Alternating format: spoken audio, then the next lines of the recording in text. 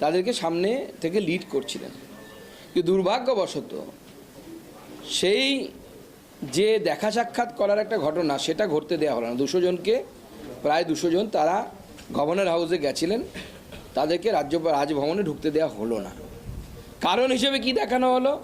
কারণ হিসেবে দেখানো হলো যে ওখানে 144 ধারা আছে।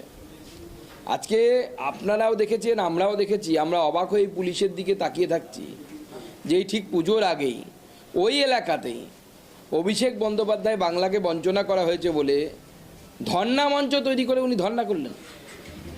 তখন 144 ধারা কোথায় গিয়েছিল? 144 ধারা কি তখন হানিমুন করতে গেছিল? তখন কি ওখানে ছিল না? আজকে একই জায়গায় বিজেপি কিছু করতে গেলে 144 ধারা, তৃণমূল করতে গেলে 144 ধারা নেই। এই যে গণতন্ত্রকে হত্যা করার যে চেষ্টা তৃণমূল কংগ্রেসের তরফ থেকে হচ্ছে, এটা গোটা দেশ দেখছে।